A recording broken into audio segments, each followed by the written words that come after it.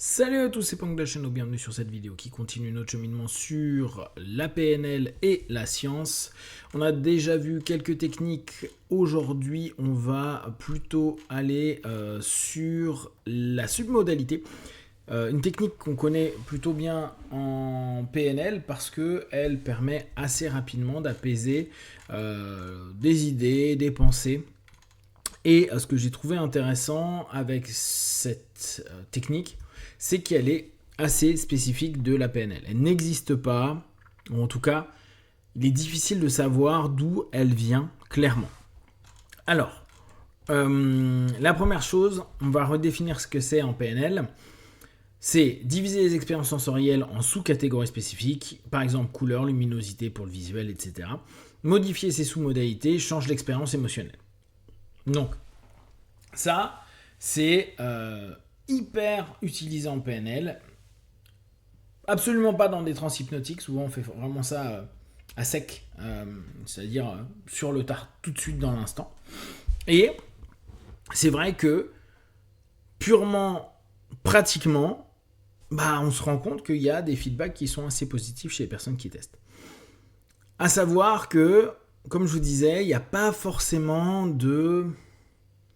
d'écoles qui mettent la même chose en avant.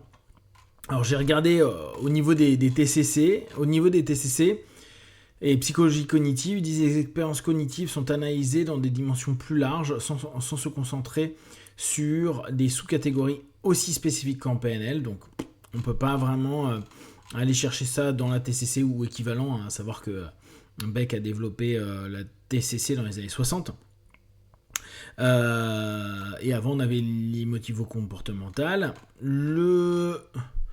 Alors, du coup, ce qui m'a intéressé, c'est repartir sur qu'est-ce qui aurait pu s'y associer. J'avais vu à un moment donné que certaines techniques de conseilling, on n'a pas vraiment cette notion en France, c'est le conseil, tout simplement, utilisaient cette idée-là, mais c'est plus une imagerie mentale. Donc, ce qu'on peut mettre en avant, c'est cette idée, l'empreinte des idées de la psychologie cognitive, en particulier l'imagerie mentale.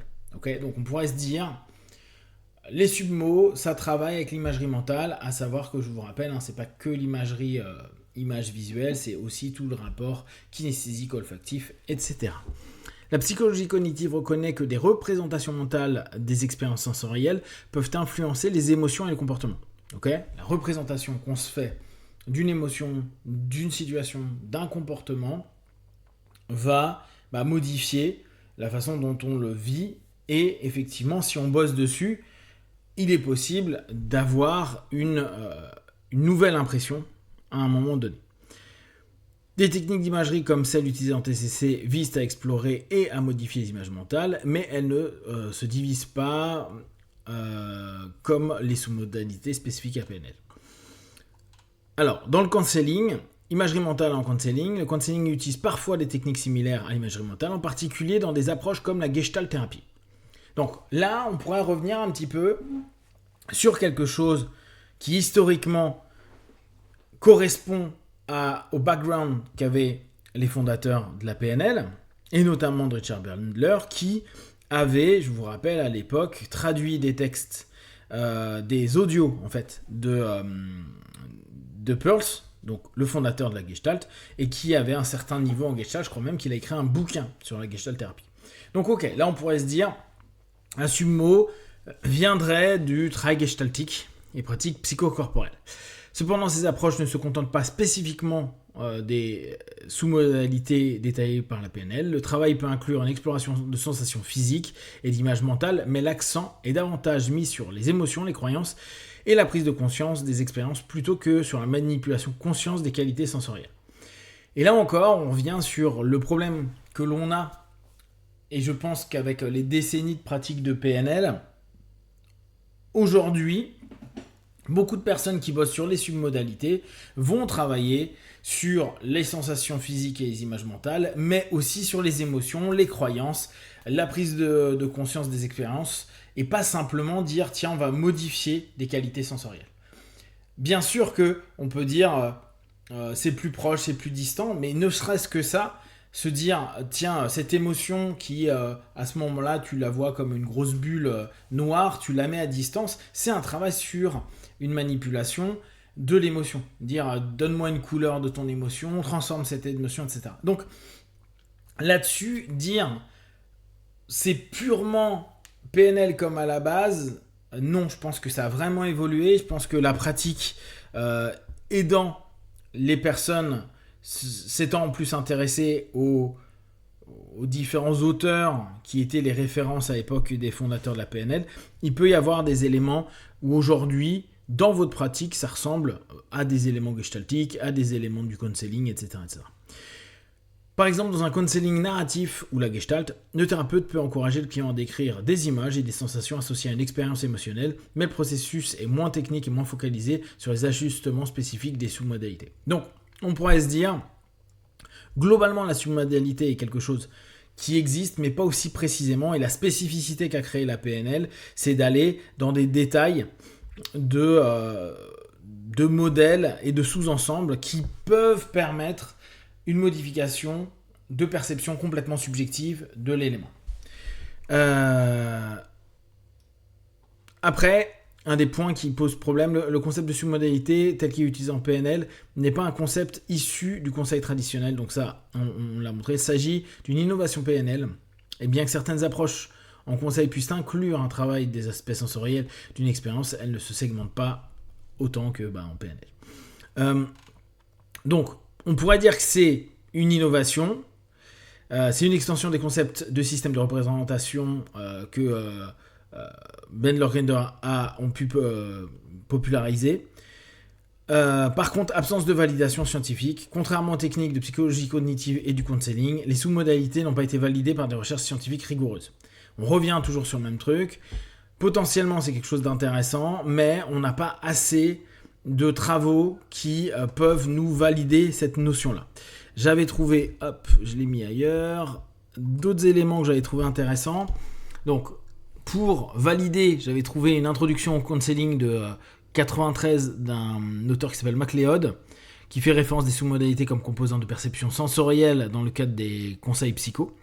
Et dans la remise en question, on retrouve notre Witkowski qui, lui, dans ses méta-analyses, souligne que les sous-modalités qui se basent sur l'idée de modifier les dimensions sensorielles d'une expérience mentale peut changer sa signification. Manque de preuves empiriques, on revient toujours sur ce problème-là.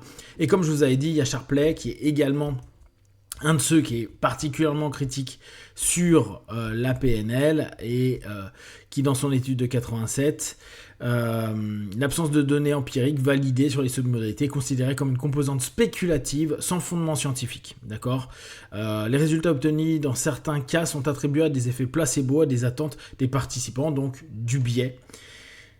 Donc aujourd'hui, scientifiquement parlant, on peut se dire les submodalités, c'est pas une réalité. Maintenant, si vous êtes opérateur en général de submodalités, moi le premier, je suis super surpris depuis que j'ai appris ça, et donc il y a maintenant peut-être 25-30 ans, 25 ans, de voir qu'il y a un feedback. Et là, ce qui nous interroge automatiquement, ok, si c'est pas quelque chose qui a assez de retour scientifique, qu'est-ce qui fait à ce moment-là que c'est fonctionnel à un moment donné pour apaiser au moins quelqu'un ? Qu'une submodalité peut apaiser, bien sûr, un problème émotionnel, un problème comportemental, etc., mais aussi des douleurs et autres. Donc là, c'est à voir. Je vais essayer de trouver d'autres études et d'autres éléments qui peuvent prouver ou invalider. En tout cas, pour résumer, aujourd'hui, au niveau des submodalités, on peut se dire que c'est vraiment un outil qui a été créé par la PNL, certainement issu de la Gestalt thérapie, et qui a pour objectif de potentiellement modifier la perception des événements, des sensations et des perceptions que l'on a en modifiant certains facteurs et en allant au fur et à mesure dans une recomposition mémorielle ou sensorielle de ce qui s'est passé. Aujourd'hui, c'est pas prouvé scientifiquement et il y a certainement encore pas mal de recherches à faire pour savoir qu'est-ce qui est réellement le levier effectif de cette méthode-là. de cette technique-là en l'occurrence. Si vous avez des questions derrière, que vous les partagez sur Facebook, YouTube, j'y répondrai le plus rapidement possible. Comme d'habitude, de tout ce que je propose, ne prenez que ce qui est bon et juste pour vous tester, observer, analyser et conclure. Be one, ciao.